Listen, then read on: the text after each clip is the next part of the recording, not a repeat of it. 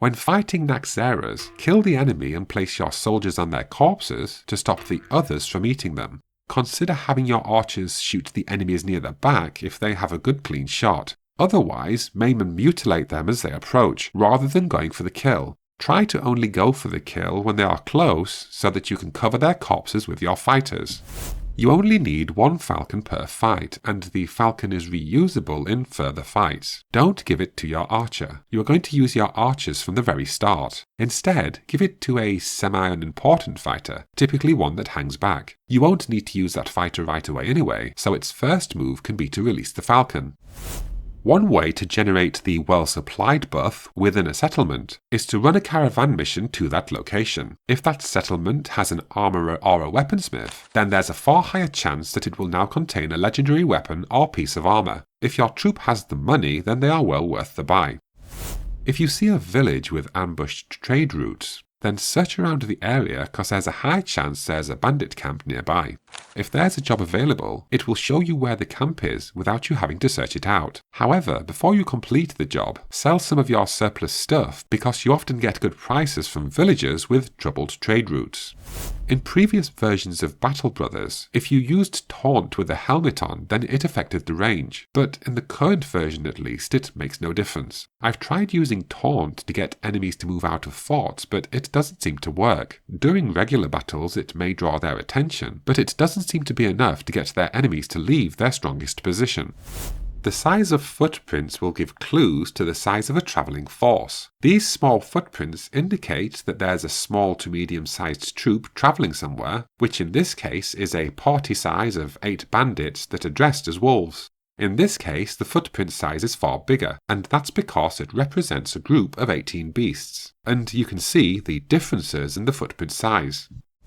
When your soldiers fall in battle, hover your cursor over their bodies to see their name. Give your disposable fighters the same name. That way, when they are downed while battling, you can see if that brother is worth reloading the fight, or if you are going to let that fighter pass away for the sake of keeping the battle going. If you are really running low on cash, perhaps your troops are leaving or starving, you can always attack a friendly caravan. Hold control over the unit, and it shows a small sword symbol. It will damage your reputation with the associated village and faction, but it's an option if you need some easy cash, food and equipment.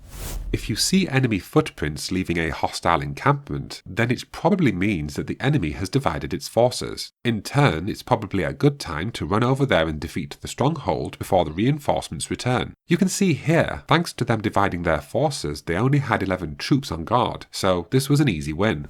When a fighter is damaged, then healing items are used over and over again until the fighter is healed. However, when a fighter is in some way disfigured or disabled, then healing items are used, but they're used far less frequently. Contrary to online opinion, if your soldier has a bad injury, you will still need healing items to heal. That is, unless they've been bandaged at a temple. If the enemy loses its shield, its attack damage often increases because it can use both hands. The same applies here with your own troops. If the enemy shield user has weak attacks, especially those that miss, then don't use shield break. Let them keep their shield and just try to keep them busy, and then later in the fight, dedicate more soldiers to taking them down. The duelist perk still applies even if you are holding a net. However, the double-handed perk doesn't then apply if you are holding a net. If anything is in your offhand, then you don't get the added damage from the double-handed function. You don't have to feed your fighters while they're on a caravan. Also, if you pause while you pass through a settlement, then you can use that town's functions. If it's a long journey, you can even buy goods from one place and sell them on to another for a profit. If you were attacked and then you reloaded a save from earlier, buying a bunch of fighters from a village may actually deter your future enemies from attacking again.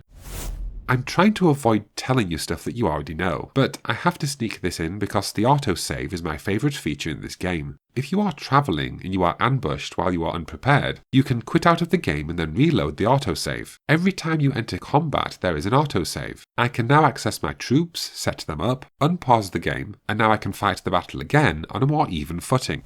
Thanks to the fast adaption skill, your archers always have an advantage over enemy archers during nighttime and during bad weather. The enemy has to live with the constant ranged debuff, but you gain a higher hit chance every time you miss a shot. Therefore, over the long haul, your archers are going to score more hits than the enemy can hit you.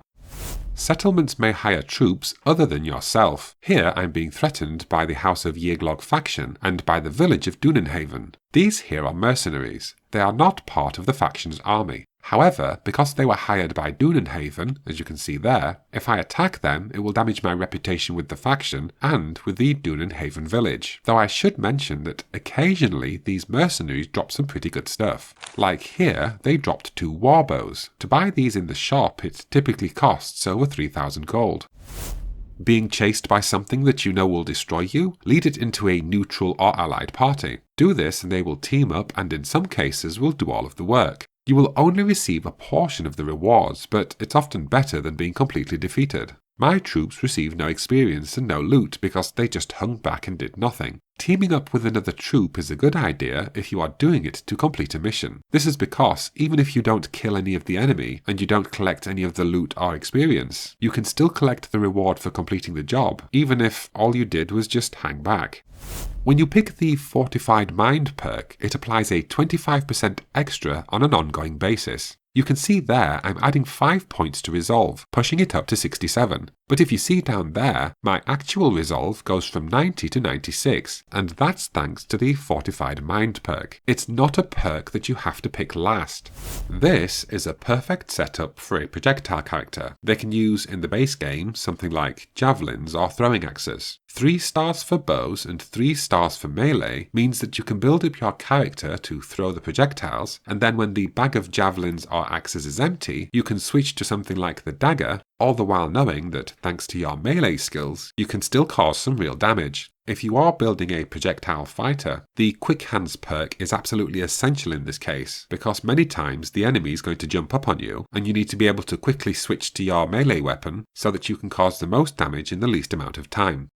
Easy ways to determine if prices are good or bad. An indicator of good buying prices is the cost of repair goods. The standard price is 200 gold. The closer the price is to 200 or below, the better the buying prices are in that village. To figure out good selling prices, you should know that the average selling price is 20% of the item's worth. A shield has a written worth of 100, as you can see there. If a shield's price is 20 or above, then the selling prices in that village are pretty good. These rules don't apply to rare goods. The rare goods there can be bought for 299, when their regular price is 300. Any amount anywhere near the regular written cost is a bargain, so getting them for 299 is a great price.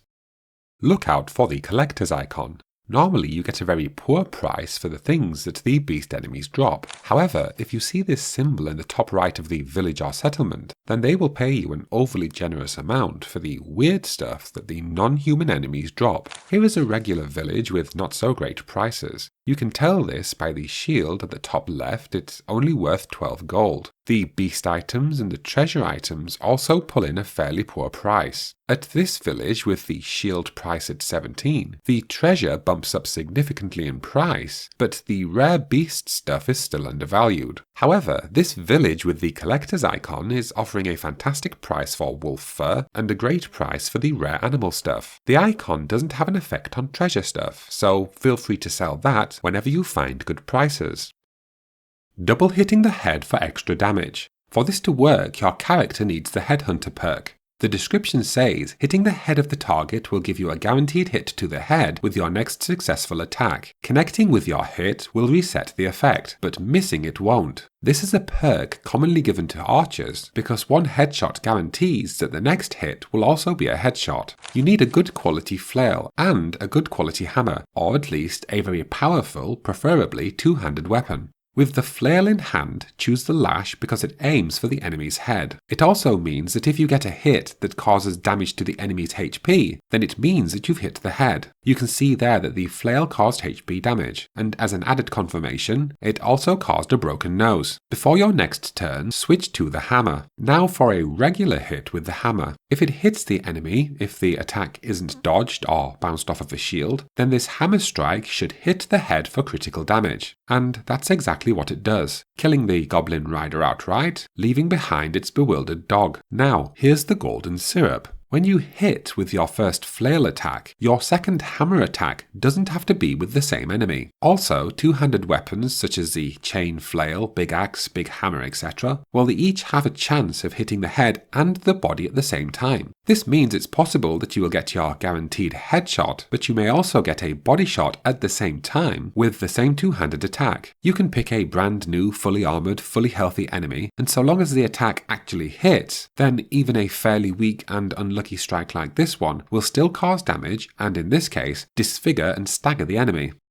Angering villagers isn't so bad. If you fail missions for settlements, villages, towns, be it against your will or because you sold out the village for a quick reward, then you will see things like this. It's a village caravan with a red name. It belongs to the village you angered, and if you wish, you can attack it and steal its goods. Villagers, the peasants from that settlement, will also be shown in red, and again, you can attack them if you wish. Failing missions and attacking village characters will lower your reputation with that settlement, and with the faction that owns the settlement. Hostile settlements will not trade with you, and if the faction itself turns hostile, then their troops are going to attack you on sight. All of this isn't so bad, since caravans are very easy targets, especially in the earlier parts of the game, and they often offer up some much needed cash and equipment. Plus, it's only the village and its faction that actually gets mad. All the other villages, towns, settlements, they will still trade with you and they will still give you missions. Reputations heal over time, so all you have to do is wait it out. When the village goes from hostile to threatening, then you can start doing jobs for it. Though, with that in mind, if you anger a faction so that it turns hostile and threatening, then it becomes very difficult to do caravan missions. Try at least a little bit to stop the faction from going to threatening. Still, reputations do heal over time, and you can see there on the reputation panel, on the plus side for relations, it says that I destroyed a brigand camp.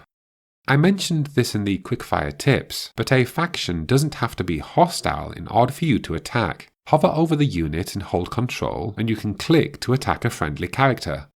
Does more troops mean more challenge? There is a theory online that the more men you have in your company, the harder the missions are, but I have tested this repeatedly and it never seems to make a difference. For example, here I have 14 soldiers in my troop and I take this mission. I find the enemies and there are 14 Noxeras, and 4 of them have evolved once. I reload, I get rid of a bunch of soldiers and I sell their stuff. Then I take the same mission again. I wander over to find the monsters, and this time there are 18. 4 of them have evolved once and 1 is fully grown. Now, I know there's a lot of randomness in this game, but I think it's safe to say that fewer fighters doesn't necessarily make your missions any easier. Your reputation, your standing, as seen up here, is the biggest factor in dictating how difficult the game is at any one time. Does more brothers mean less experience? The short answer is yes, but before we draw a conclusion from that, allow me to explain. The skull shows how many enemies that person killed. As you can see there, Arrow killed 2 and Projectile killed 1, so they have more experience points. The sword symbol shows how much damage each character inflicted on an enemy. You don't get extra experience for causing damage, which is why Arrow over there on the right didn't receive any extra experience. This symbol is obviously the experience points which were received by each, and next to that is how much damage your characters received. Arrow and Projectile receive more experience than the rest because they killed enemies. All the others receive an equal share of XP at 64 each. DDD in the bottom right receives just 53 experience because he doesn't have the student perk. If we take the same battle again but with only 3 fighters, each receives quite a bit more XP, especially Arrow in the middle who receives 195 experience even though he didn't make a kill. So the moral of the story is, if you take in fewer fighters, then you can level them up more quickly. However, despite this fact, I suggest that you take in as many fighters as possible when you enter a battle, and I've got 2 pretty good reasons why. The first is that if you take in fewer fighters, then you typically lose more fighters because you're outnumbered, and in addition, you also tend to lose more battles, which will cause you to reload and try again. All of this takes far more time than simply getting into battles, deploying a full set of fighters, and winning first time through. The second reason is, if you want to level up your best fighters, then still take in a roster of 12 soldiers, but allow your best fighters to make the kill shots, especially near the end of the battle when the enemies are fleeing, because at that point getting kills is far easier. Leveling up in this way is far more efficient in terms of real-life time spent playing the game when you compare it to taking in fewer fighters and having to reload. What is the honeypot method? It is this game's version of kiting the enemy. See, in other games you can send out a runner and let it distract the enemy while the bulk of your forces takes them out. It works differently in this game because it's turn-based. In this game you honeypot by sending out a single fighter, preferably an archer, and preferably with some okay equipment. The enemy divides its forces, running after the archer character. Meanwhile, you attack the remaining troops, dominate them, then either your honeypot dies, or you run it back up to your troop and you take them out. This is a handy method if you have a not-so-great fighter that you want to get rid of. Plus, there is an online theory that this game has dynamic difficulty, in that if you keep save exploiting so that you never lose a fighter, then the game punishes you with worse luck during the rest of the game. This is tough to prove because of the game's many random elements, but it sounds like something that the developers would do. Surrounding enemies and using Puncture. Train 2 or more fighters to be experts with knives. Make sure they have high melee stats, the fast Adaption perk, the backstabber perk, dagger mastery perk, and duelist perk. The berserker and headhunter perks are pretty good too. They can now harvest armor from the backs of enemies by using the Puncture ability. It damages the enemy's health while leaving the armor unharmed. If you are fighting a high-value enemy, like a hero or a leader, then try to surround that enemy. Eventually, the unit will waver and break but cannot escape. This gives you plenty of time to use the Puncture and harvest the armor right off of the enemy's back. Having other people fight your battles. As mentioned in the Quickfire tips at the start of this video, if you are being chased by a random wilderness enemy, you can run them into other armies and let them fight your battle. It can help you complete your jobs and missions that you would have otherwise found tricky. If you are being chased by a mission-based enemy, then other armies may or may not fight the battle for you. However, what you can do is, you can run into a human army from a faction that is hostile to you. In this case, I am being chased by wolves for a mission, so I run into a hostile human army. I put in as few fighters as possible. Then what you do is you don't click retreat, but you do back your characters all the way to the very edge of the map without actually stepping into the withdraw section. If you watch the numbers at the top right of the screen, you can see that the two factions of enemies are fighting it out. The wolves are quite outmatched in this case, so once the numbers stop moving, I click the retreat button. You can see there it says I have completed the mission and that I may collect my reward. Plus, since I retreated, the game freezes the enemy in place temporarily so that I can make my getaway to run off and collect my reward. Humans always fight beasts, even if the humans are enemy bandits that would normally attack you. If you back off during the fight, you can let the beasts and humans fight it out, and then you take down whatever is left behind. As a side note, you only get experience and loot from the enemies that you actually kill whenever you fight in a battle with the help of an ally. Here in this case, I sneaked in and I killed the enemy leader, so I was able to snag his helmet after the battle. How a tactical retreat can create an advantage. Here I'm attacking a fort, and even though I have taken down several of their fighters, I'm still pretty outmatched. So, since I have lost no fighters, I retreat. This will negatively affect the mood of my troop, but if I come back and re-enter the fight, they will only have 8 fighters instead of their original 15. Retreating out allows me to heal up my fighters, maybe restock, shore up their moods, and then come back later to complete the job. It is worth it in this case because the fort contains a hero, and I want its armor. Just make sure that when you rest, you don't venture too far away from the fort, otherwise it may deploy more troops and the leader may vanish. I managed to corner the hero and use the puncture function so as to not damage the leader's armor. So it all worked out pretty well in the end.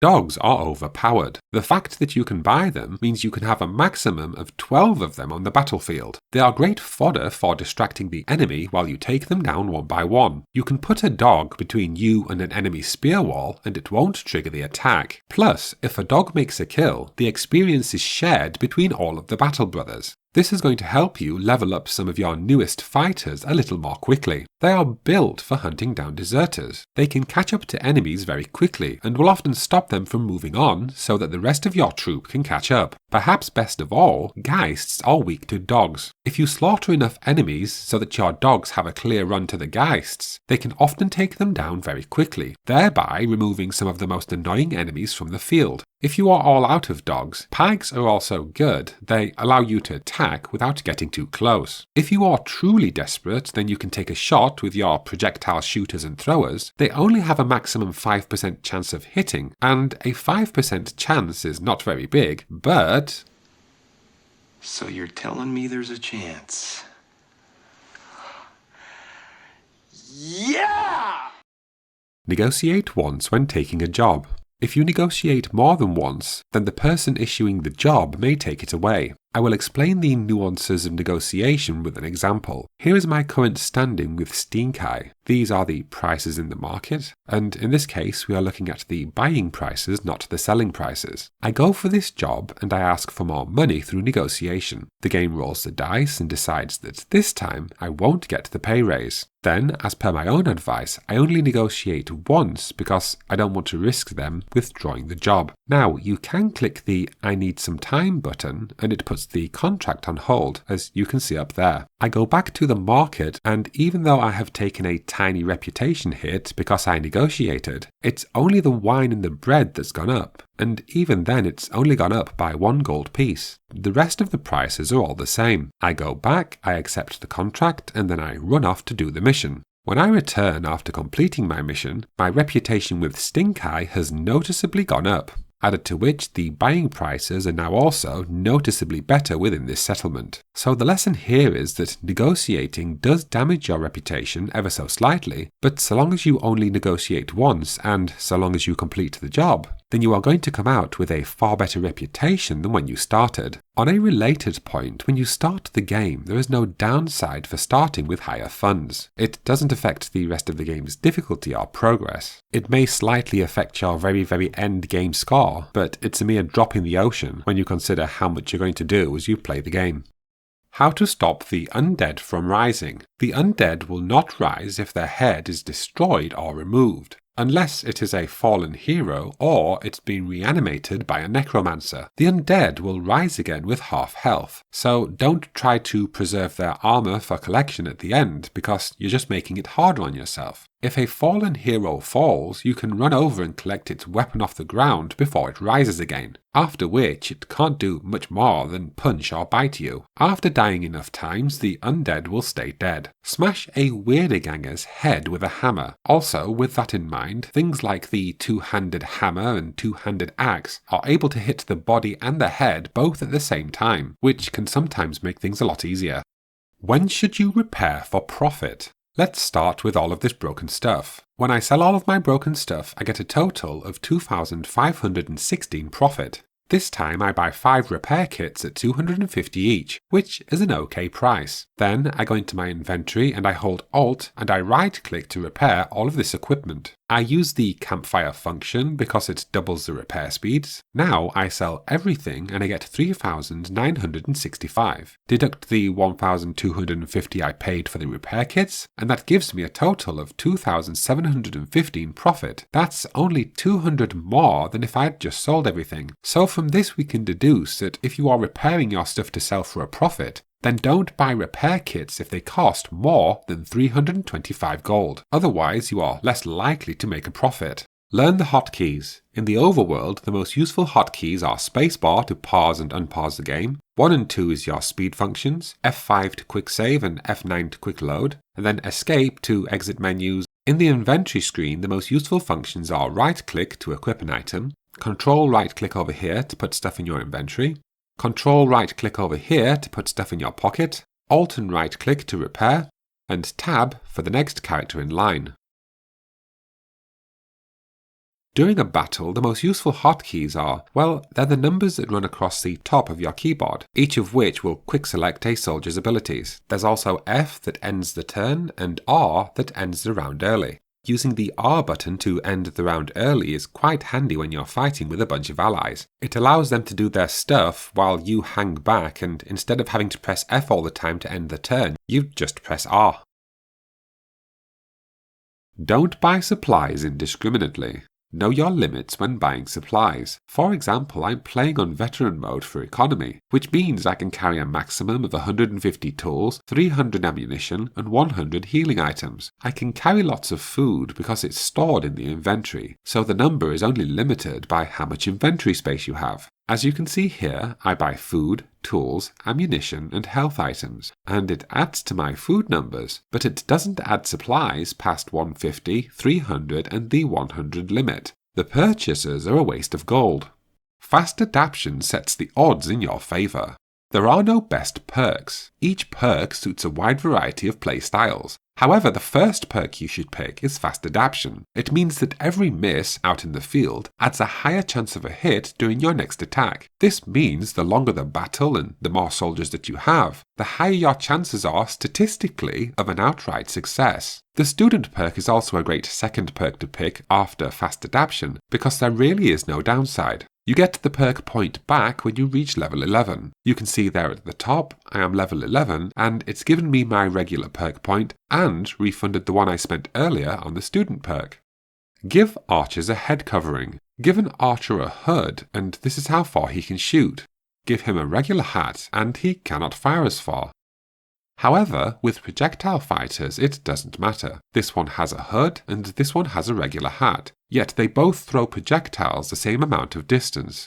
Also, give your archers more arrows so that they can restock during a fight, and give them a dagger. Heavily armoured enemies will not fall to your arrows, in which case you are more likely to inflict damage with the Puncture feature if any of the enemies get too close. There are 3 repair methods. You probably already know that whatever your fighters are wearing will repair automatically, and that if you put it into your inventory and hold Alt and right click, then you can have it repaired there too. However, did you know that if you go to a weaponsmith at your location, or an armourer, then you can have your stuff repaired instantly and for a small price. It isn't nearly as economical as doing it yourself with tools, but it is instant and the cost isn't prohibitively high.